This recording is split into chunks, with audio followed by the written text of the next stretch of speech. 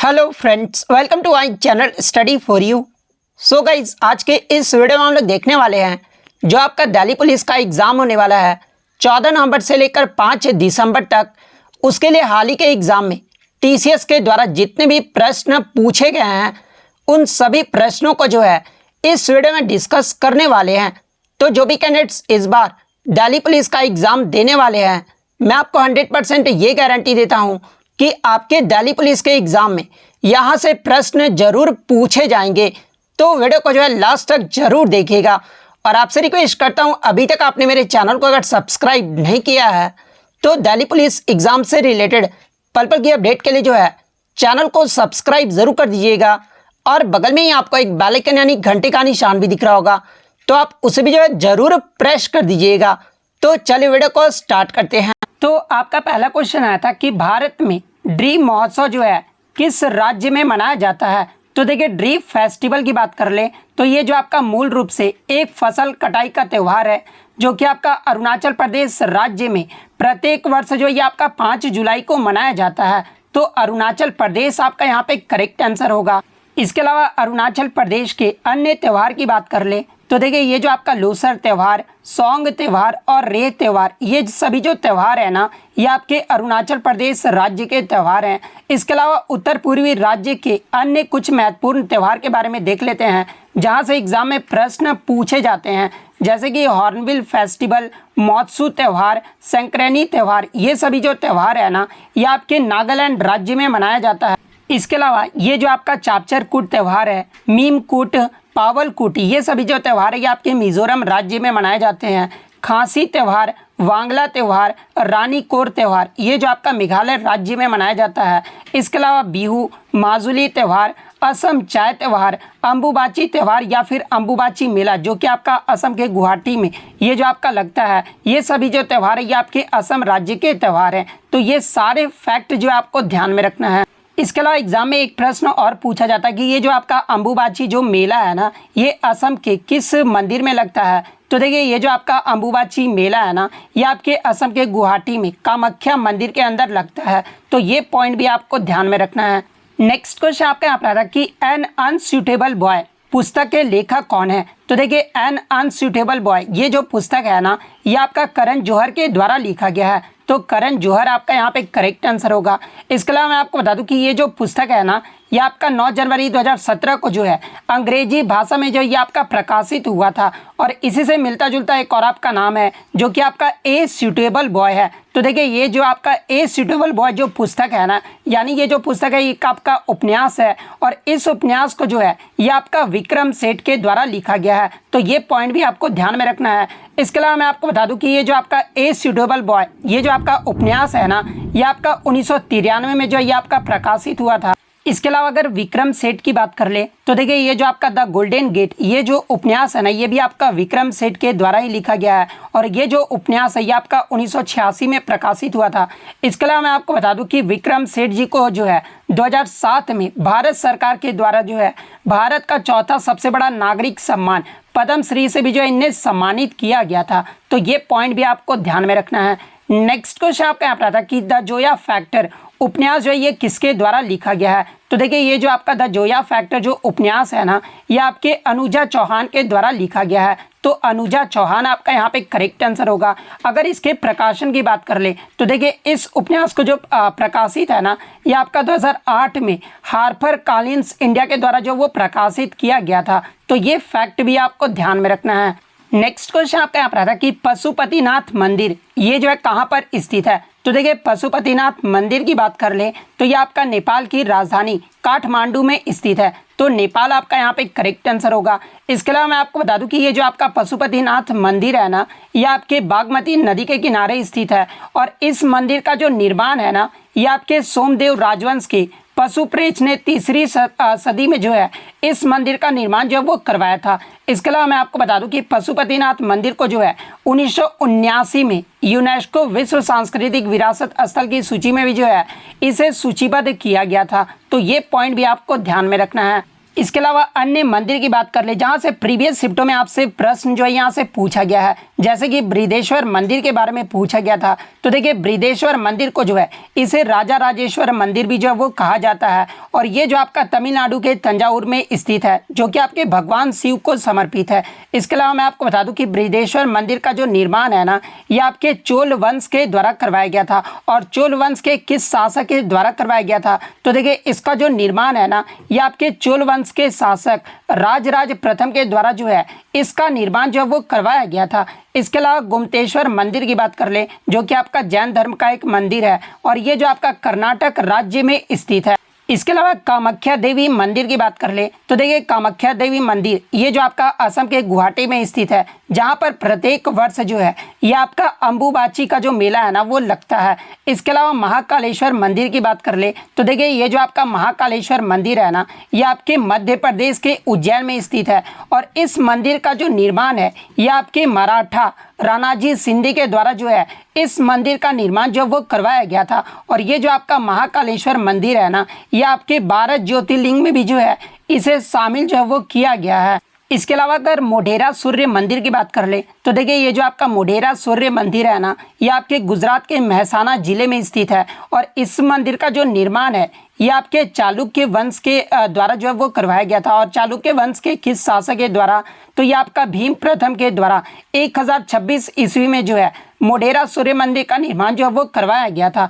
इसके अलावा जो है ये आपका करनी माता का मंदिर पूछा जाता है। तो देखिए करनी माता मंदिर, जिसे जो है चूहों का मंदिर भी जो है वो कहा जाता है और ये जो आपका राजस्थान के बीकानेर जिले में स्थित है। तो ये सारे पॉइंट जो आपको ध्यान में रखना है। और इससे पहले जो आपका महाबोधि मंदिर के बारे में पूछा गया था, तो देखिए ये जो आपका महाबोधि मंदिर है ना, ये आपके बिहार के बोध गया में स्थित है। तो ये पॉइंट भी आपको ध्यान में रखना है। नेक्स्ट क्वेश्चन आपका यहाँ पर आता है कि पहला जनजातीय खेल महोत्सव ये जो है किस वर्ष में आयोजित किया गया था? तो देखिए पहला जनजातीय खेल महोत्सव की बात कर ले, तो ये जो आपका 9 से 12 जून 2023 के मध्य जो है ये आपका उड़ीसा में भुवनेश्वर के Kalinga institute of social sciences में जो है पहला जनजातीय खेल महोत्सव का आयोजन किया गया है।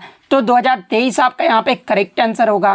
इसके अलावा पहला जनजातीय खेल महोत्सव के अगर फैक्ट्स की बात कर ले, तो देखिए इस जनजातीय खेल महोत्सव में जो है उड़ीसा राज्य जो है पुरुष और महिलाओं दोनों वर्गों में जो है ये आपका समग्र जो है वो आपका चैंपियन रहा है। जिसमें अगर ओवरऑल बात कर ले, तो देखिए ओवरऑल इवेंट में जो आपका प्रथम उप विजेता जो है ना, ये आपका कर्नाटक राज्य रहा है और ओवरऑल इवेंट में जो आपका द्वितीय उप विजेता है ना, ये आपका झारखंड राज्य रहा है। इसके अलावा मैं आपको बता दूं कि टीम उड़ीसा जो है रग्बी और हॉकी में जो है पुरुष और महिलाओं की श्रेणियों में ये जो आपका गोल्ड मेडल जो वो जीता है। तो ये पॉइंट भी आपको ध्यान में रखना है।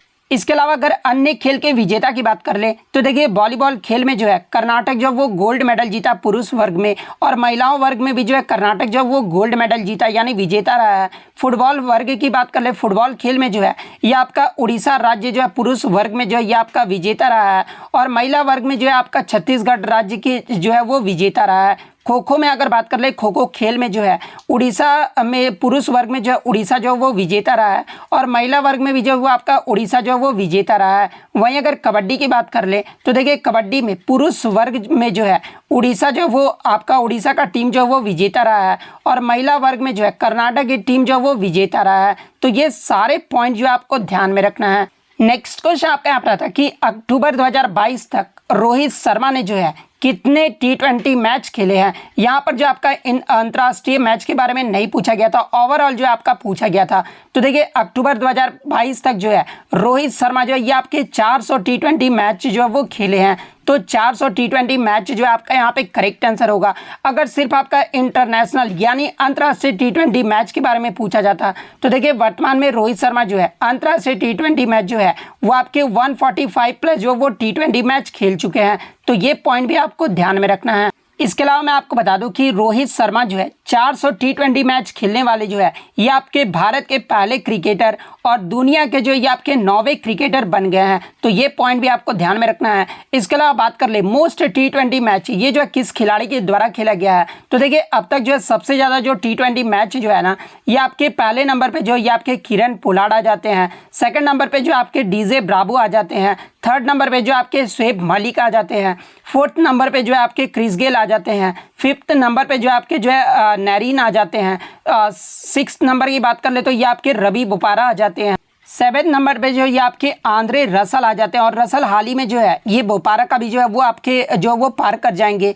उसके बाद जो आपके मिलर आ जाते हैं, उसके बाद आपके रोहित शर्मा आ जाते हैं। तो ये पॉइंट भी आपको ध्यान में रखना है। आगे के शिफ्ट में आपसे पूछा जा सकता है कि मोस्ट T20 मैच खेलने वाले जो है पहले खिलाड़ी कौन है, तो ये आपके किरण पोलार्ड हैं। नेक्स्ट क्वेश्चन आपका यहाँ पर आता है कि जानकी प्रसाद ये जो आपके किस घराने से संबंधित है। तो देखिए जानकी प्रसाद की बात कर ले तो ये जो आपके कथक के बनारस घराने से संबंधित है। तो बनारस घराना आपका यहाँ पे करेक्ट आंसर होगा।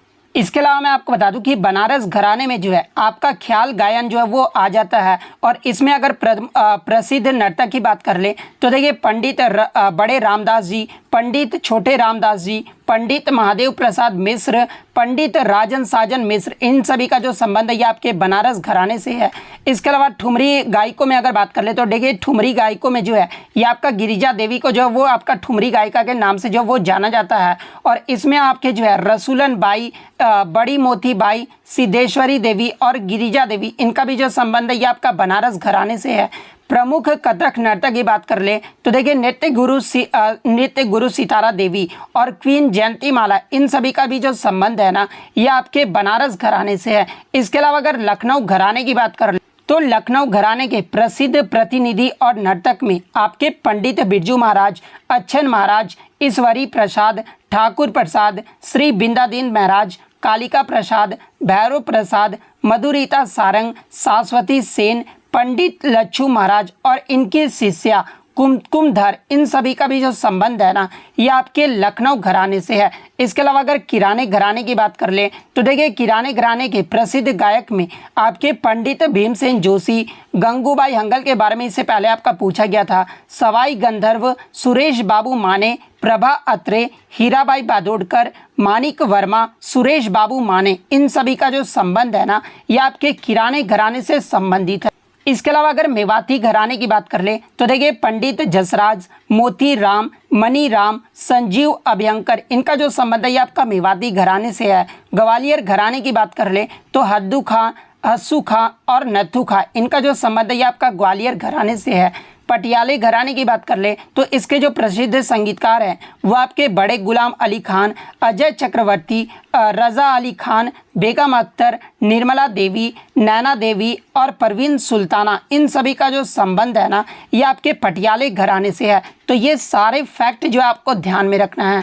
नेक्स्ट क्वेश्चन आपका यहाँ पर आता है कि सांची स्तूप का जो निर्माण है ना ये किसने करवाया था। तो देखिए सांची के स्तूप का जो निर्माण है ना ये आपके सम्राट अशोक के द्वारा 3री शताब्दी में जो इसका निर्माण जो वो करवाया गया था।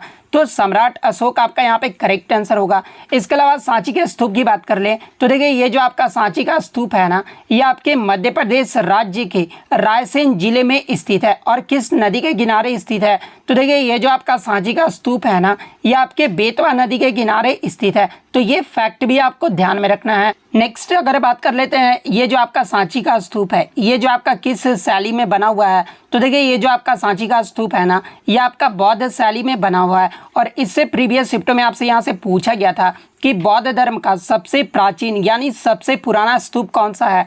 तो देखिए बौद्ध धर्म का जो सबसे पुराना स्तूप है ना ये आपका सांची का स्तूप है। तो ये फैक्ट भी आपको ध्यान में रखना है। नेक्स्ट क्वेश्चन आपका यहाँ पर आता है कि संगीत नाटक एकेडमी अवार्ड 2021 जो आपका 2023 में मिला है इनमें से किसे जो है 2021 का संगीत नाटक एकेडमी अवार्ड जो है 2023 में जो वो नहीं मिला है। तो देखिए मैं आपको बता दूं कि 2021 का जो संगीत नाटक एकेडमी अवार्ड है ना ये आपका फरवरी 2023 में मिला है और अलग अलग नृत्य के लिए जो है अलग अलग लोगों को 2021 का संगीत नाटक एकेडमी अवार्ड जो वो दिया गया है। जैसे कि छऊ नृत्य के लिए जो है 2021 का जो संगीत नाटक एकेडमी अवार्ड है ये आपके भुवन कुमार को दिया गया है। कथक नृत्य के लिए जो है ये आपके सामा भाटे को जो वो दिया गया है। कथकली नृत्य के लिए जो है ये आपके IR पिल्लई को जो वो दिया गया है। कुचिपुड़ी नृत्य के लिए जो है ये आपके N शैलजा को जो वो दिया गया है। इसके अलावा मणिपुरी नृत्य के लिए जो है ये आपके थोकचम इबुमुबी देवी को जो है वो दिया गया है। मोहिनीअट्टम नृत्य के लिए जो है ये आपके नीना प्रसाद को जो वो दिया गया है। इसके अलावा कुटियाट्टम नृत्य के लिए जो है ये आपके कलामंडलम गिरिजा को दिया गया है। भरतनाट्यम नृत्य के लिए जो है ये आपके जयलक्ष्मी ईश्वर को जो वो आपका दिया गया है। तो ये सभी नृत्य के लिए जो है 2021 का संगीत नाटक एकेडमी अवार्ड जो वो दिया गया है। इसके अलावा अगर संगीत की बात कर ले तो देखिए वायलिन वादक में जो है 2021 का ये जो आपके संगीता शंकर को दिया गया है। तबला वादक में 2021 का जो है ये रविंद्र यवंगल को दिया गया है। हिंदुस्तानी संगीत में जो है ये आपके उदय भावलकर को दिया गया है। इसके अलावा सुब्रा गुहा को जो है वो दिया गया है। कार्नेटिक म्यूजिक के लिए 2021 का जो है वोकल के लिए जो है ये आपका सुधा रांगुनाथन को दिया गया है। इसके अलावा राधा नाम्बूदरी को जो वो दिया गया है। वीणा वादक में 2021 के लिए जो है ये आपके डी बालाकृष्णन को दिया गया है। थाबिल वादक 2021 के लिए जो है ये आपके तंजावुर आर गोविंद राजन को जो वो दिया गया है। तो ये जो आपके 2021 के जो है साहित्य अकादमी अवार्ड जो वो दिए गए हैं, तो इनमें से आपका 3 तो नाम दिया गया था। इसके अलावा जो चौथा नाम दिया गया था ना वो आपका मीरा दिया गया था। तो देखिए मीरा को जो है 2021 में जो है संगीत नाटक अकादमी अवार्ड जो वो नहीं दिया गया है, तो मीरा आपका यहाँ पे करेक्ट आंसर होगा। नेक्स्ट क्वेश्चन आपका यहाँ पर आता कि दांडी मार्च ये जो आपका किस आंदोलन के दौरान हुआ था। तो देखिए दांडी मार्च की बात कर ले तो इसे जो आपका दांडी यात्रा या नमक सत्याग्रह जो वो कहा जाता है। और ये जो आपका दांडी मार्च है ना ये आपका 24 दिवसीय मार्च है, जिसकी शुरुआत जो है ये आपका 12 मार्च 1930 से हुआ था और ये जो आपका 5 अप्रैल 1930 तक जो ये आपका चला था। इसके अलावा मैं आपको बता दूं कि दांडी मार्च ये जो आपका किस आंदोलन के दौरान हुआ था, तो ये आपका सिविल डिसओबीडियंस मूवमेंट यानी सविनय अवज्ञा आंदोलन के दौरान हुआ था। तो सविनय अवज्ञा आंदोलन आपका यहाँ पे करेक्ट आंसर होगा। नेक्स्ट क्वेश्चन आपका यहाँ पर आता कि दक्षिण और उत्तर अमेरिका के पूर्व में कौन सा महासागर है। तो देखिए दक्षिण अमेरिका की बात कर ले तो ये जो आपका विश्व का चौथा सबसे बड़ा महाद्वीप है और इस महाद्वीप के पश्चिम में जो है ये आपका प्रशांत महासागर यानी पैसिफिक ओशियन है। पूर्व में जो आपका अटलांटिक महासागर यानी अटलांटिक ओशियन है और उत्तर में जो है ये आपका कैरिबियन सागर स्थित है। तो आपका पूर्व में पूछा गया था, तो अटलांटिक महासागर आपका यहाँ पे करेक्ट आंसर होगा। नेक्स्ट क्वेश्चन आपका यहाँ पर आता कि पुरुष कबड्डी के ग्राउंड की लंबाई जो है ये कितना मीटर होता है। तो देखिए पुरुष कबड्डी में जो ग्राउंड की लंबाई है ना वो आपका 13 मीटर जो वो लंबा होता है। और चौड़ाई की बात कर ले तो देखिए इस खेल में जो आपका चौड़ाई होता है ना वो 10 मीटर होता है। तो 13 मीटर आपका यहाँ पे करेक्ट आंसर होगा। इसके अलावा अगर महिलाओं कबड्डी के ग्राउंड की लंबाई की बात कर ले तो देखिए महिलाओं में जो आपका मैट की लंबाई होता है ना वो आपका 12 मीटर होता है और इसकी जो चौड़ाई है वो आपका 8 मीटर होता है। इसके अलावा बात कर ले एक कबड्डी मैच ये जो है कितने मिनट का होता है। तो देखिए एक कबड्डी मैच जो है आमतौर पर ये जो आपका 40 मिनट का होता है, जिसमें प्रत्येक 20 मिनट के जो है ये आपके 2 भागों में जब वो खेला जाता है। यानी पहला जो भाग है ये आपका 20 मिनट खेला जाता है, उसके बाद जो आपका ब्रेक लिया जाता है, उसके बाद भी आपका जो है फाइनल जो राउंड है वो आपका 20 मिनट का जो वो खेला जाता है। इसके अलावा मैं आपको बता दूं कि कबड्डी मैच में जो है प्रत्येक टीम में जो है ये आपके 7 खिलाड़ी होते हैं। तो ये फैक्ट भी आपको ध्यान में रखना है। नेक्स्ट क्वेश्चन आपका यहाँ पर आता है कि गजलों के राजा ये जो है किसे कहा जाता है। तो देखिए गजलों के राजा यानी गजल क्वीन के किंग के नाम से जो है ये जगजीत सिंह को जाना जाता है। तो जगजीत सिंह आपका यहाँ पे करेक्ट आंसर होगा। इसके अलावा मैं आपको बता दूं कि जगजीत सिंह ये जो आपके किस राज्य से संबंधित है, तो ये आपके राजस्थान राज्य से संबंधित है। इसके अलावा एक बहुत प्रसिद्ध गजल आप सुने होंगे, चिट्ठी ना कोई संदेश, ये जो गजल भी जो है ना ये आपके जगजीत सिंह के द्वारा जो है आपका गाया गया है। इसके अलावा मैं आपको बता दूं कि जगजीत सिंह को जो है 2003 में भारत सरकार के द्वारा जो है कला के क्षेत्र में पद्म भूषण से जो वो सम्मानित किया गया था। तो ये फैक्ट भी आपको ध्यान में रखना है। इसके अलावा एग्जाम में एक प्रश्न और पूछा जाता है कि पंचम या पंचम दा के नाम से ये जो है किसे जाना जाता है। तो देखिए पंचम या फिर पंचम दा के नाम से जो है ये राहुल देव बर्मन को जो है वो जाना जाता है। तो ये फैक्ट भी आपको ध्यान में रखना है। नेक्स्ट क्वेश्चन आपका यहाँ पर आता कि ब्रह्म समाज की स्थापना ये जो है किसने की थी। तो देखिए ब्रह्म समाज की जो स्थापना है ना ये राजा राम मोहन राय के द्वारा 1828 में जो है ये कलकत्ता में जो है वो किया गया था। तो राजा राम मोहन रॉय आपका यहाँ पे करेक्ट आंसर होगा। इसके अलावा मैं आपको बता दूं कि आत्मीय सभा की भी जो स्थापना है ना ये राजा राम मोहन राय जी के द्वारा 1815 में जो इसकी स्थापना जो है वो की गई थी। तो ये फैक्ट भी आपको ध्यान में रखना है। नेक्स्ट क्वेश्चन आपका यहाँ पर आता है कि निम्नलिखित में से कौन भारत का जो है पश्चिमी तट का बंदरगाह यानी वेस्टर्न कोस्ट का जो है कौन सा पोर्ट है। तो देखिए मैं आपको बता दूं कि भारत के पश्चिमी तट में जो है आपके 6 प्रमुख बंदरगाह हैं और वो 6 प्रमुख बंदरगाह कौन कौन से हैं। तो पहला आपका जो है कांडला पोर्ट है जो कि आपका गुजरात राज्य में स्थित है। सेकंड आपका मुंबई पोर्ट है जो कि आपका महाराष्ट्र में स्थित है। थर्ड आपका नवसेवा जिसे जो है जवाहरलाल नेहरू बंदरगाह के नाम से भी जाना जाता है। फोर्थ आपका मुरुमागो, फिफ्थ आपका न्यू मैंगलोर जो कि आपका कर्नाटक में स्थित है, और सिक्स्थ आपका कोची बंदरगाह जो कि आपका केरल में स्थित है। तो ये जो आपके पश्चिमी तट के जो है 6 प्रमुख बंदरगाह हैं, जिनमें ऑप्शन में आपका मुंबई पोर्ट दिया गया था, तो मुंबई पोर्ट आपका यहाँ पे करेक्ट आंसर होगा। इसके अलावा एग्जाम में एक प्रश्न और पूछा जाता है कि ये जो आपके छः जो आपके बंदरगाह है ना, इसे जो है किस परियोजना के तहत जो है वो विकसित किया गया है। तो देखिए मैं आपको बता दूं कि सागरमाला परियोजना के तहत जो है ये आपके 6 नए मेगा बंदरगाह को जो वो विकसित किया गया है। तो ये पॉइंट भी आपको ध्यान में रखना है। इसके अलावा पूर्वी तट के बंदरगाह की बात कर ले तो देखिए ये जो आपका चेन्नई बंदरगाह, इसके अलावा तूतीकोरिन, विशाखापट्टनम, पारादीप, कोलकाता और एनोर के जो बंदरगाह है ना, ये आपके पूर्वी तट के बंदरगाह हैं। तो ये फैक्ट भी आप ध्यान में रखिएगा। इसके अलावा भारत का सबसे बड़ा प्राकृतिक बंदरगाह अगर पूछा जाए तो देखिए भारत का जो सबसे बड़ा प्राकृतिक बंदरगाह है ना, ये आपका मुंबई पोर्ट है। तो ये पॉइंट भी आप ध्यान में रखिएगा। नेक्स्ट क्वेश्चन आपका यहाँ पर आता है कि द रिसीडिंग और retreating monsoon season occurs during the month of, यानी मानसून की वापसी या फिर वापसी का मौसम ये जो है किस महीने के दौरान होता है। तो देखिए मैं आपको बता दूं कि अक्टूबर और नवंबर महीने के दौरान जो है ये आपका लौटते हुए मानसून के मौसम के लिए जो वो जाना जाता है। तो अक्टूबर और नवंबर आपका यहाँ पे करेक्ट आंसर होगा।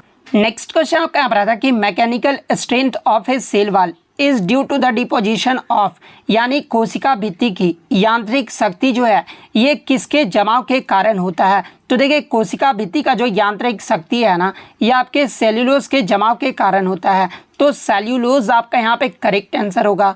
नेक्स्ट क्वेश्चन आपका यहाँ पर आता है कि इनमें से कौन सा नृत्य है जो भाव और ताल आदि के सहित हो, कोमल अंगों के द्वारी हो और जिसके द्वारा श्रृंगार आदि कोमल रसों का जो है वो आपका उद्दीपन होता हो, और इस नृत्य को जो वो क्या कहा जाता है। तो देखिए मैं आपको बता दूं कि लास्ट से एक ऐसा नृत्य है जिसमें आपका जो है भाव और ताल आदि का जो वो सहित होता है, और कोमल अंगों का जो है इसमें जो वो द्वारी होते हैं, और इसके द्वारा जो है ये आपका श्रृंगार आदि कोमल रसों का भी जो है वो आपका उद्दीपन जो वो होता है, और इस नृत्य को जो वो आपका लास्ट नृत्य जो वो कहा जाता है। तो लास्ट नृत्य आपका यहाँ पे करेक्ट आंसर होगा। नेक्स्ट क्वेश्चन आपका यहाँ पर आता है कि ball and spring bond in chemistry follows which laws, यानी आपका केमिस्ट्री में जो है ये आपका बॉल एंड स्प्रिंग जो बॉन्ड होता है ना, ये किस लॉ को जो है वो फॉलो करता है। तो देखिए बॉल एंड स्प्रिंग बॉन्ड जो है केमिस्ट्री में ये आपका हुक्स लॉ को जो है वो फॉलो करता है।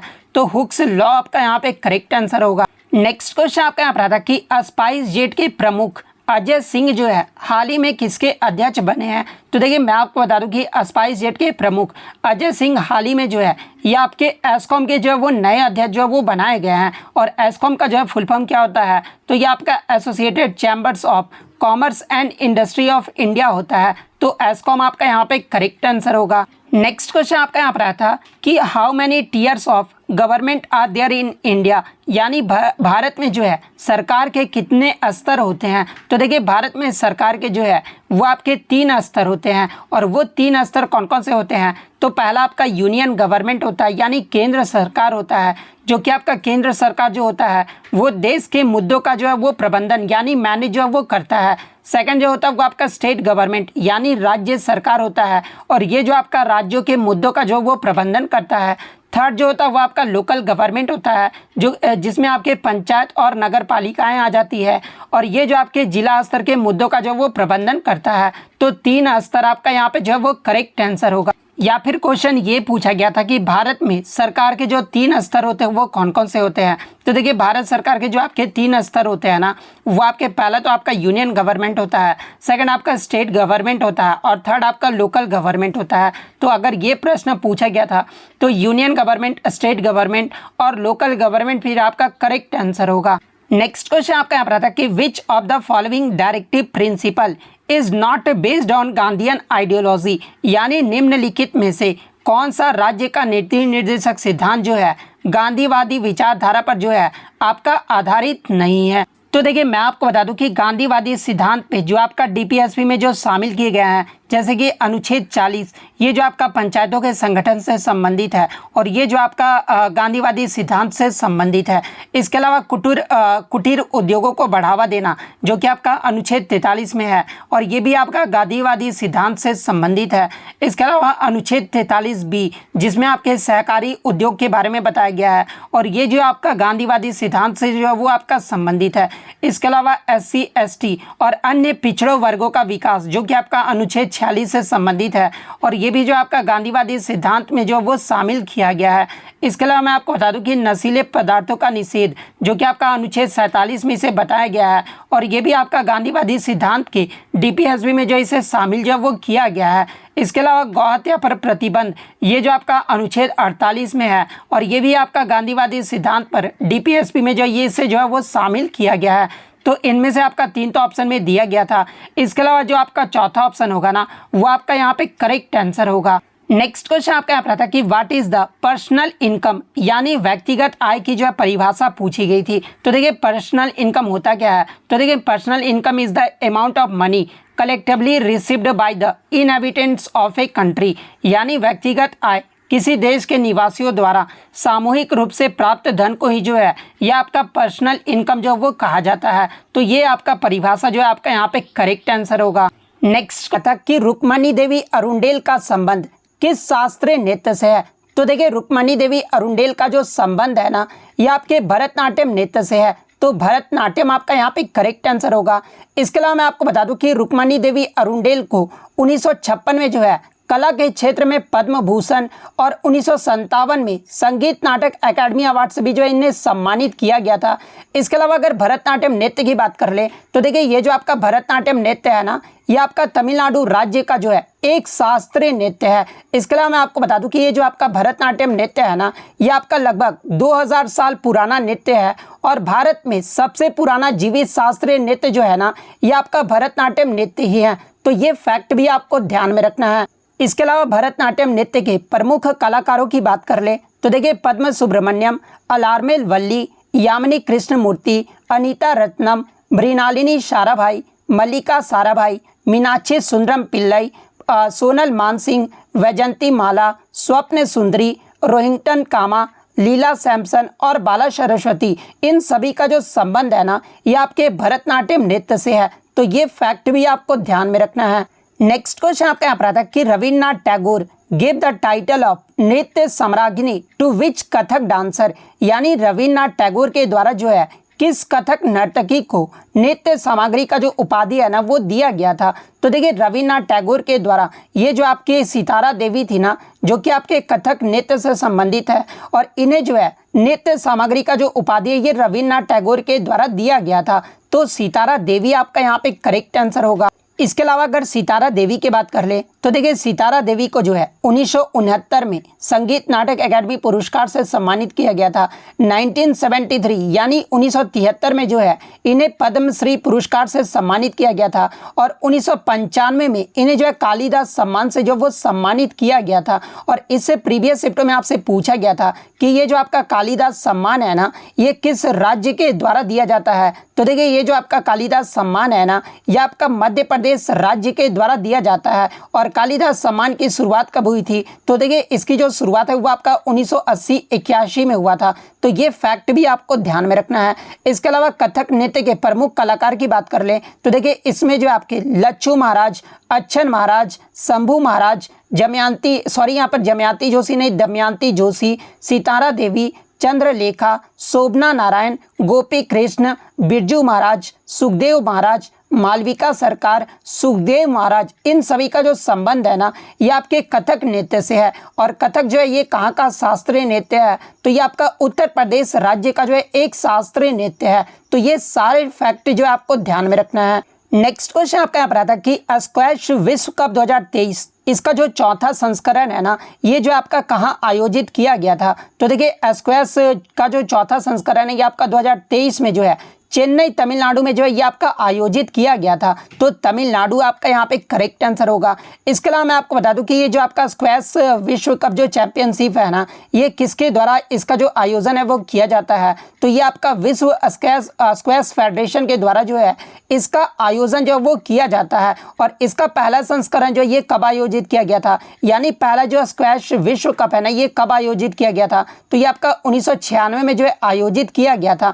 और कहाँ पर आयोजित किया गया था, तो ये जो आपका मलेशिया में जो वो आपका खेला गया था, जिसका विजेता टीम की बात कर ले तो ये आपका ऑस्ट्रेलिया देश रहा था। इसके अलावा जो आपका तीसरा संस्करण हुआ था ना इस विश्व कप का, ये आपका 2011 में हुआ था। और ये भी जो आपका चेन्नई में आयोजित किया गया था। तो ये पॉइंट भी आपको ध्यान में रखना है। इसके अलावा स्क्वैश विश्व कप 2023 की बात कर ले तो इसमें जो आपके कितने देशों ने जो है भाग लिया था। तो देखिए भारत के सहित 8 देशों ने जो है इस टूर्नामेंट में जो वो भाग लिया था। और वो आप 8 देशों का जो नाम है वो देख सकते हैं। इसके अलावा स्क्वैश विश्व कप 2023 की विजेता टीम की बात कर ले तो देखिए इसमें फाइनल में जो है मिस्र ने मलेशिया को 2-1 से हराया था, यानी इसका जो विजेता देश रहा था वो आपका मिस्र देश रहा था।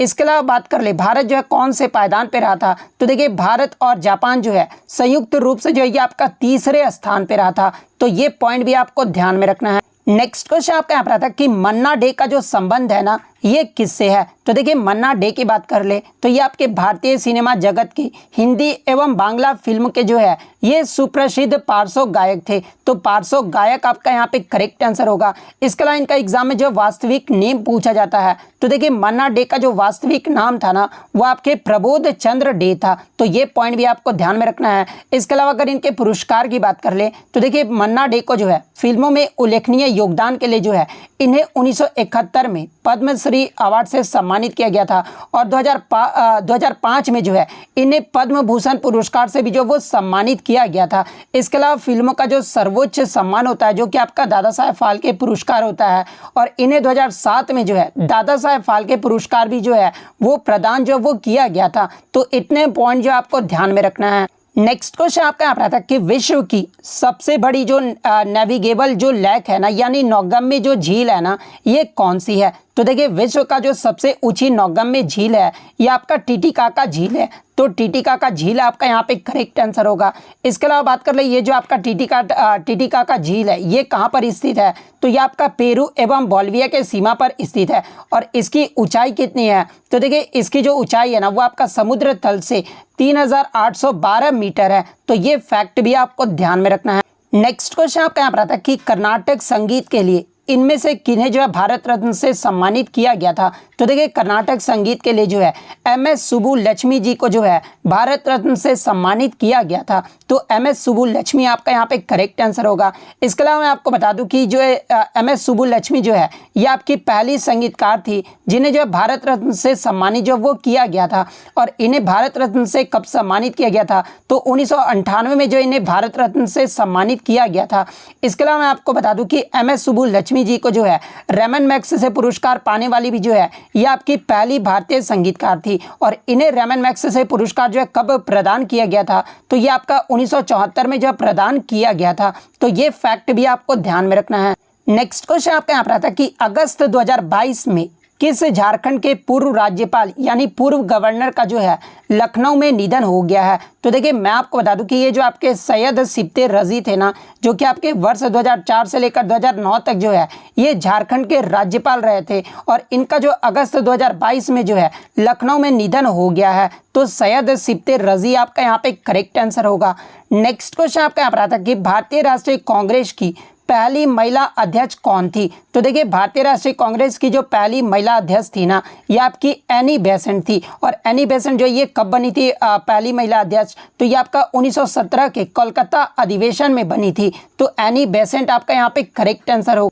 और देखिए कुछ बच्चों ने क्वेश्चन ये बताया कि क्वेश्चन ये पूछा गया था कि भारतीय राष्ट्रीय कांग्रेस की पहली भारतीय महिला अध्यक्ष कौन थी। यहाँ पर जो है पहली भारतीय महिला पूछा गया था। तो देखिए अगर ये प्रश्न पूछा गया था ना कि भारतीय राष्ट्रीय कांग्रेस की पहली भारतीय महिला अध्यक्ष कौन थी, तो ये आपका सरोजनी नायडू थी। और ये जो है कब बनी थी। तो देखिए सरोजनी नायडू जो है ये आपका 1925 के कानपुर अधिवेशन में जो है ये आपका कांग्रेस की जो है अध्यक्षता जो वो की थी। तो अगर ये प्रश्न पूछा गया था तो सरोजनी नायडू आपका यहाँ पे करेक्ट आंसर होगा। इसके अलावा अगर भारतीय राष्ट्रीय कांग्रेस की बात कर ले तो देखिए आईएनसी की जो स्थापना है ना ये आपका 1885 में हुआ था और ये कहाँ पर हुआ था तो बम्बई के गोकुलदास तेजपाल संस्कृत महाविद्यालय में जो है इसका स्थापना जो वो किया गया था। और भारतीय राष्ट्रीय कांग्रेस के जो पहले अध्यक्ष थे ये आपके WC बनर्जी थे और इसमें जो है कितने प्रतिनिधियों ने जो वो भाग लिया था तो देखिए पहले सत्र में जो है टोटल आपके 72 प्रतिनिधियों ने जो है वो भाग लिया था। और दूसरा अधिवेशन कब हुआ था तो देखिए आईएनसी का जो दूसरा अधिवेशन है ना ये आपका 1886 में हुआ था और ये जो आपका कलकत्ता में आयोजित किया गया था जिसके अध्यक्ष जो ये किसे बनाया गया था तो देखिए दूसरे अधिवेशन की जो अध्यक्षता है ना ये आपका दादा भाई नौरोजी के द्वारा किया गया था। इसके अलावा तीसरा जो अधिवेशन हुआ था ये आपका 1887 में हुआ था और इसकी तो ये जो है कहाँ पर हुआ था तो ये आपका मद्रास में हुआ था और इसकी जो अध्यक्षता है ना ये आपके सैयद बदरुद्दीन तैयबजी के द्वारा किया गया था और ये जो आपके भारतीय राष्ट्रीय कांग्रेस के पहले मुस्लिम अध्यक्ष भी थे। तो ये पॉइंट भी आपको ध्यान में रखना है। नेक्स्ट क्वेश्चन आपका यहाँ पर आता है कि विंग्स ऑफ फायर ये जो है किसकी आत्मकथा है तो देखिए विंग्स ऑफ फायर की बात कर ले तो ये जो आपका डॉक्टर APJ अब्दुल कलाम की ऑटोबायोग्राफी है। तो APJ अब्दुल कलाम आपका यहाँ पे करेक्ट आंसर होगा। इसके अलावा एग्जाम में एक प्रश्न और पूछा जाता है कि विंग्स ऑफ फायर पुस्तक के जो है सह लेखक कौन है तो देखिए इसके अगर सह लेखक के बारे में पूछा जाए तो ये आपके अरुण तिवारी थे। तो ये फैक्ट भी आपको ध्यान में रखना है। इसके अलावा मैं आपको बता दूं कि डॉक्टर APJ अब्दुल कलाम जी को जो है मिसाइल मैन ऑफ इंडिया के नाम से भी जो वो आपका जाना जाता है। इसके अलावा इनके द्वारा लिखी गई अन्य पुस्तकों की बात कर ले तो देखिए India 2020, ignited minds, indomitable spirit ये तीनों जो पुस्तक है ना ये आपके डॉक्टर APJ अब्दुल कलाम के द्वारा लिखा गया है। इसके अलावा मैं आपको बता दूं कि आपके पुस्तकों के लेखक या फिर ऑटोबायोग्राफी से जो है लगातार प्रश्न जो वो पूछे जा रहे हैं। जैसे कि मैं आपको बता दूं कि आपके जो है एन ऑटोबायोग्राफी ये जो आपका ये किसकी आत्मकथा है तो देखिए एन ऑटोबायोग्राफी जो है ये आपके पंडित जवाहरलाल नेहरू की जो है आत्मकथा है। इसके अलावा विंग्स ऑफ फायर जो ये आपका डॉक्टर APJ अब्दुल कलाम की आत्मकथा है। एस अगेंस्ट ओट्स ये जो आपका सानिया मिर्जा की आत्मकथा है। प्लेइंग इट माई वे ये जो आपका सचिन तेंदुलकर की आत्मकथा है। ए शॉट एट हिस्ट्री ये जो आपका अभिनव बिंद्रा की आत्मकथा है। अब देखिए ए शॉट एट हिस्ट्री ये जो आपका अभिनव बिंद्रा का आत्मकथा है लेकिन अगर पूछा जाए कि ए शॉट एट हिस्ट्री इस पुस्तक को जो है ये किसके द्वारा लिखा गया है तो देखिए ए शॉट एट हिस्ट्री ये जो पुस्तक है ना ये आपके रोहित ब्रिजनाथ के द्वारा लिखा गया है। तो ये फैक्ट भी आपको ध्यान में रखना है। इसके अलावा मैं आपको बता दूं कि the race of my life ये जो आपका मिल्खा सिंह की ऑटोबायोग्राफी है। सिक्स मशीन जो ये आपका क्रिस गेल की ऑटोबायोग्राफी है। कंट्रोवर्शियल योर्स ये जो आपका शोएब अख्तर की ऑटोबायोग्राफी है। 281 एंड बियॉन्ड ये जो आपका BBS लक्ष्मण की ऑटोबायोग्राफी है। अनफिनिश्ड ए मेमोयर ये जो आपका प्रियंका चोपड़ा की ऑटोबायोग्राफी है। लॉन्ग वॉक टू फ्रीडम ये जो आपका नेल्सन मंडेला की ऑटोबायोग्राफी है। ड्रीम्स फ्रॉम माय फादर ये जो आपका बराक ओबामा की ऑटोबायोग्राफी है। फ्रीडम इन एग्जाइल ये जो आपका दलाई लामा की ऑटोबायोग्राफी है। इसके अलावा truth love and little malice ये जो आपका पुस्तक है ना ये आपके खुशवंत सिंह की ऑटोबायोग्राफी है। तो ये सारे फैक्ट जो आपको ध्यान में रखना है। इसके अलावा माई एक्सपेरिमेंट्स विद ट्रूथ ये जो पुस्तक है ना ये आपके महात्मा गांधी जी के द्वारा लिखा गया है। How I become a Hindu ये जो पुस्तक है ना ये आपके सीताराम गोयल जी के द्वारा लिखा और प्रीवियस शिफ्टों में आपसे पूछा गया था कि cracking the code my journey in Bollywood ये जो पुस्तक है ना ये आपके आयुष्मान खुराना के द्वारा इस पुस्तक को जो वो लिखा गया है। तो ये सारे पॉइंट जो आपको ध्यान में रखना है। नेक्स्ट क्वेश्चन आपका यहाँ पर आता है कि एस अगेंस्ट ओट्स ये जो है किसकी ऑटोबायोग्राफी है। तो देखिए मैं आपको बता दूं कि आज जो आपका सेकंड शिफ्ट का एग्जाम हुआ था ना उसमें मैं आपको 100% ये गारंटी दे सकता हूं कि 20 से अधिक प्रश्न जो है वो मेरे एक्स्ट्रा फैक्ट से ही जो आपको देखने को मिले हैं। तो मैं आपको जितने भी एक्स्ट्रा फैक्ट करवाता हूँ आप जो है वो जरूर देखा कीजिए। आपको जो है बहुत ज़्यादा एग्जाम में जो है बेनिफिट मिलता है। तो देखिए ये जो आपका एस अगेंस्ट ओट्स है ना ये सानिया मिर्जा की ऑटोबायोग्राफी है। तो सानिया मिर्जा आपका यहाँ पे करेक्ट आंसर होगा। और देखिए मैं औरों की तरह जो है प्रचार नहीं करता लेकिन जो बच्चे मेरे से पढ़ रहे हैं ना उन्हें पता है कि जितने भी MTS के अभी एग्जाम हो रहे हैं उनमें से 20+ जो क्वेश्चन आ रहे हैं ना वो सिर्फ मेरे एक्स्ट्रा फैक्ट से आ रहे हैं। आप प्रीवियस शिफ्टों के भी जो है प्रश्न देख लीजिएगा तब आपको जो है यकीन हो जाएगा। नेक्स्ट क्वेश्चन आपका यहाँ पर आता है कि राठवा नी घेरे जो कि आपका होली के अवसर पर इस नृत्य को किया जाता है और ये जो आपका राठवा नी घेर जो है ना ये किस राज्य का जो है लोक नृत्य है। तो देखिए ये जो आपका राठवानी घेर यानी होली जो कि आपका रंगों का त्यौहार जिसे कहा जाता है, इसके अवसर के दौरान जो है इस नृत्य को किया जाता है। और ये जो आपका राठवानी घेर है ना, ये आपका गुजरात राज्य का लोक नृत्य है। तो गुजरात आपका यहाँ पे करेक्ट आंसर होगा। इसके अलावा मैं आपको बता दूं कि ये जो आपका राठवानी घेर है ना, ये आपका राठवा जनजाति के द्वारा जो है इस नृत्य को किया जाता है। इसके अलावा गुजरात राज्य के अन्य लोक नृत्य की बात कर लें तो गरबा, डांडिया, भवई, तिप्पनी, पधर और हुडो, ये सभी जो नृत्य है ना, ये गुजरात राज्य के जो है लोक नृत्य है। नेक्स्ट क्वेश्चन आपका यहाँ पर आता है कि अनुच्छेद 21A के तहत शिक्षा का जो आपका मौलिक अधिकार या फिर मौलिक कर्तव्य जो है ना, ये कितने वर्ष के बच्चों के लिए है। तो देखिए अनुच्छेद 21A के तहत जो आपका शिक्षा का जो अधिकार है ना, ये आपके 6 से 14 वर्ष के बच्चों के लिए है। तो 6 से 14 वर्ष आपका यहाँ पे करेक्ट आंसर होगा। नेक्स्ट क्वेश्चन आपका यहाँ पर आता है कि 2011 की जनगणना के अनुसार सबसे कम पॉपुलेशन ग्रोथ यानी जनसंख्या वृद्धि में जो है सबसे कम जो रहा था ना, ये किस केंद्र शासित प्रदेश का रहा था। तो देखिए 2011 की जनगणना के अनुसार सबसे कम जनसंख्या वृद्धि का जो दर है ना, ये आपके लक्षद्वीप का रहा था। तो लक्षद्वीप आपका यहाँ पे करेक्ट आंसर होगा। तो ये तो आपका यूटी यानी केंद्र शासित प्रदेश का हो गया। अगर आपसे राज्य का पूछ ले तो देखिए 2011 की जनगणना के अनुसार सबसे कम जनसंख्या वृद्धि वाला जो राज्य रहा था ना, ये आपका जो है केरल राज्य रहा था। केरल का जो जनसंख्या वृद्धि दर है ना, वो आपका 4.91% रहा था। और अगर लक्षद्वीप की जनसंख्या वृद्धि दर की बात कर ले तो ये आपका 6.30% रहा था। इसके अलावा एग्जाम में एक प्रश्न और पूछा जाता है कि जनगणना 2011 के अकॉर्डिंग भारत का जो दशकीय वृद्धि दर यानी 2001 से लेकर 2011 तक जो है भारत का जनसंख्या वृद्धि दर जो है ये कितने % बढ़ा है। तो ये आपका 17.72% जो वो बढ़ा है। तो ये पॉइंट भी आपको ध्यान में रखना है। और अगर एग्जाम में पूछा जाए कि जनगणना 2011 के अकॉर्डिंग सबसे अधिक जनसंख्या वृद्धि दर जो है ये किस राज्य में रहा है, तो देखिए सबसे ज़्यादा जो जनसंख्या वृद्धि दर है ना, ये आपका मेघालय राज्य का रहा है। मेघालय राज्य का जो जनसंख्या वृद्धि दर का प्रतिशत है ना, ये आपका 27.95% रहा है। तो ये फैक्ट भी आपको ध्यान में रखना है। इसके अलावा एग्जाम में एक प्रश्न और यहाँ से पूछा जाता है कि जनगणना 2011 के अकॉर्डिंग किस राज्य का जो जनसंख्या वृद्धि दर है ना, ये आपका निगेटिव यानी माइनस में रहा है। तो देखिए जनगणना 2011 के अकॉर्डिंग नागालैंड राज्य का जो जनसंख्या वृद्धि दर है ना, ये आपका माइनस में रहा है। और कितना रहा है तो -0.58% रहा है। तो ये फैक्ट भी आप ध्यान में रखिएगा। नेक्स्ट क्वेश्चन आपका यहाँ पर था कि काजीरंगा नेशनल पार्क ये जो आपका किस राज्य में स्थित है। तो देखिए ये जो आपका काजीरंगा नेशनल पार्क है ना, ये आपके असम राज्य में स्थित है। तो असम आपका यहाँ पे करेक्ट आंसर होगा। इसके अलावा बात कर ले ये जो आपका काजीरंगा नेशनल पार्क है ये किसके लिए प्रसिद्ध है। तो ये आपका एक सींग वाले गैंडे के लिए जो है वो प्रसिद्ध है। तो ये पॉइंट भी आप ध्यान में रखिएगा। इसके अलावा मैं आपको बता दूं कि ये जो आपका काजीरंगा नेशनल पार्क है ना, इसे जो है 1974 में राष्ट्रीय उद्यान भी जो वो घोषित किया गया था। और इस उद्यान को जो है 1985 में ये जो आपका यूनेस्को द्वारा विश्व धरोहर स्थल भी जो वो घोषित किया गया था। तो ये फैक्ट भी आपको ध्यान में रखना है। इसके अलावा असम के अन्य महत्वपूर्ण राष्ट्रीय उद्यान की बात कर ले तो देखिए नमेरी राष्ट्रीय उद्यान, ओरंग राष्ट्रीय उद्यान, मानस राष्ट्रीय उद्यान, डिब्रू सैखोवा राष्ट्रीय उद्यान, ये सभी जो राष्ट्रीय उद्यान है ये आपके असम राज्य में स्थित है। और इससे प्रीवियस शिफ्ट में आपसे पूछा गया था कि सुंदरवन डेल्टा जो कि आपका पश्चिम बंगाल में है, ये जो इसमें जो है कौन से वन पाए जाते हैं। तो देखिए सुंदरवन डेल्टा में जो है ये आपके मैंग्रोव वन जो है वो पाए जाते हैं। तो ये फैक्ट भी आप ध्यान में रखिएगा। नेक्स्ट क्वेश्चन आपका यहाँ पर आता है कि एक या एक से अधिक राज्यों का राज्यपाल हो सकता है, यानी राज्यपाल को जो प्रावधान है ना ये किस अनुच्छेद में वर्णित है। तो देखिए मैं आपको बता दूं कि एक या एक से अधिक एक राज्यपाल जो है वो हो सकता है अधिक राज्यों का भी। और ये जो आपका अनुच्छेद 153 के तहत जो वो वर्णित है। तो अनुच्छेद 153 आपका यहाँ पे करेक्ट आंसर होगा। इसके अलावा राज्यपाल के अन्य अनुच्छेद की बात कर ले तो देखिए अनुच्छेद 154 में जो है राज्यपाल के कार्यपालक शक्ति के बारे में बताया गया है।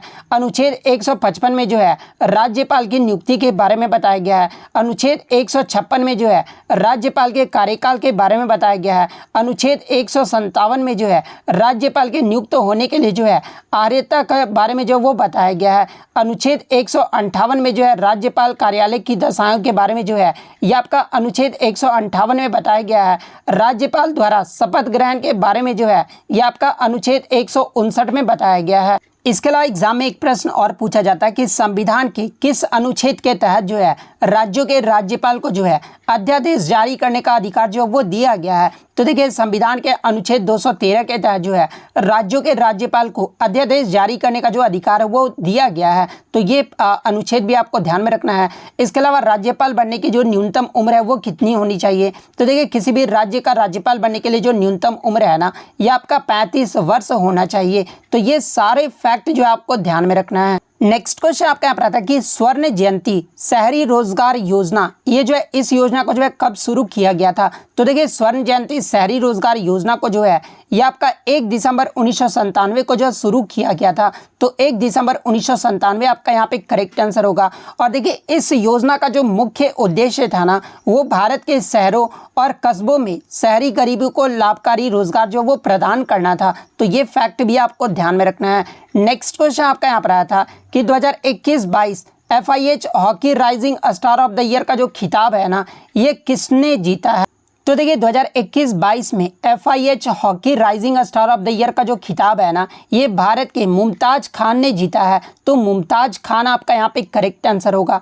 नेक्स्ट क्वेश्चन आपका यहाँ पर आता है कि भारत में आर्म्स एक्ट जो है ये किस वर्ष लागू हुआ था। तो देखिए सबसे पहले हम लोग जान लेते हैं कि आर्म्स एक्ट होता क्या है। तो देखिए इस एक्ट के अकॉर्डिंग भारतीयों के लिए बिना लाइसेंस के हथियार रखना जो है वो आपका आपराधिक अपराध जो वो माना गया था। और ये सिर्फ जो आपका एक्ट था ना ये आपका भारतीय के लोगों के लिए था। और ये जो आपका अधिनियम था ना ये आपका अंग्रेजों पर जो वो लागू नहीं हुआ था। और ये जो किस वर्ष लागू हुआ था तो ये आपका 1878 में जो वो लागू हुआ था। तो 1878 आपका यहाँ पे करेक्ट आंसर होगा। और किसके द्वारा जो है ये लागू किया गया था तो ये आपका लॉर्ड लिटन के कार्यकाल में जो है इसे लागू किया गया था। इसके अलावा मैं आपको बता दूं कि लॉर्ड लिटन के द्वारा ही जो है आपका वर्नाकुलर प्रेस एक्ट जो है वो आपका लागू जो है वो किया गया था। नेक्स्ट क्वेश्चन आपका यहाँ पर आता है कि अजमेर शरीफ ये जो है किस प्रसिद्ध सूफी संत का जो है ये दरगाह है। तो देखिए अजमेर शरीफ की बात कर ले तो ये आपका ख्वाजा मोइनुद्दीन चिश्ती का जो है ये दरगाह है। तो ख्वाजा मोइनुद्दीन चिश्ती आपका करेक्ट आंसर होगा। इसके अलावा बात कर ले इस दरगाह का जो निर्माण है ये किसके द्वारा करवाया गया था। तो देखिए अजमेर शरीफ दरगाह का जो निर्माण है ना ये मुगल साम्राज्य के शासन के दौरान हुमायूं के द्वारा जो इसका निर्माण जो है वो करवाया गया था। तो ये फैक्ट भी आपको ध्यान में रखना है। नेक्स्ट क्वेश्चन आपका यहाँ पर आता है कि अमनप्रीत सिंह ने ISSF 2023 में कितने मीटर शूटिंग के लिए जो है ये गोल्ड जीता है। तो देखिए अमनप्रीत सिंह की बात कर लें तो इन्होंने ISSF 2023 में जो है 25 मीटर राइफल में जो है ये गोल्ड जो है वो जीते हैं। तो 25 मीटर आपका यहाँ पे करेक्ट आंसर होगा। नेक्स्ट क्वेश्चन आपका यहाँ पर आता है कि विच income calculation method summing up expenses यानी आमतौर पर एक वर्ष के भीतर घरों फर्मों और सरकार द्वारा किए गए सभी खर्चों को जोड़कर जो है राष्ट्रीय आय की जो गणना है ना ये किस विधि के द्वारा किया जाता है। तो देखिए ये इसकी जो गणना है ना ये आपके व्यय विधि यानी एक्सपेंडिचर मेथड के द्वारा जो वो किया जाता है। तो एक्सपेंडिचर मेथड आपका यहाँ पे करेक्ट आंसर होगा।